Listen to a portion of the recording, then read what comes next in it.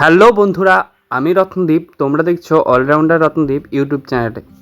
তো আজকের এই ভিডিওতে আমি আলোচনা করব ডব্লিউপির ভিআরে যদি জন্ম সার্টিফিকেট এবং দলিল না থাকে সেক্ষেত্রে তোমাদের কী কী করতে হবে। তো ভিডিওটা স্কিপ না করে পুরোটা দেখতে থাকো এবং চ্যানেলে নতুন হলে সাবস্ক্রাইব করে রেখো পরবর্তীতে যে কোনো আপডেট সবার আগে পেতে।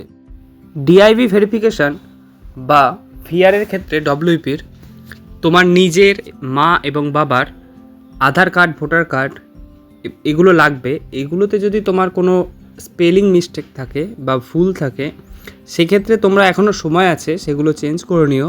আর যদি না হয়, সম্ভব না হয়, সেক্ষেত্রে তোমাদের কোর্ট থেকে যে ফার্স্ট ক্লাস জুডিশিয়াল ম্যাজিস্ট্রেট থেকে তোমরা এফিডেভিট যেটা হয় সেটা করিয়ে নিতে পারো।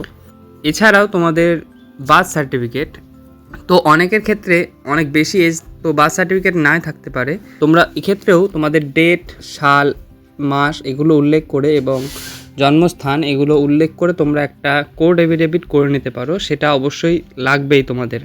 এর পাশাপাশি ভেরিফিকেশনে চাওয়া হয় যে জমির দলিল অথবা পর্চা দিলেও হয়, অথবা তোমাদের বলা থাকে সেখানে ইলেকট্রিক বিল, অথবা যে গ্রাম পঞ্চায়েতের থেকে রেসিডেন্সিয়াল সার্টিফিকেট, অর্থাৎ তুমি যে গ্রামের বাসিন্দা, তো এলাকার যে পঞ্চায়েত থাকে বা পৌরসভা সেখান থেকে তোমাকে রেসিডেন্সিয়াল সার্টিফিকেট দিতে হবে।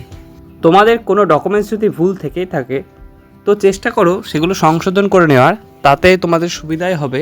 না হলে ভিআরের ক্ষেত্রে অনেকটা লেট হবে এবং জয়েনিংও অনেকটা পিছিয়ে যাবে।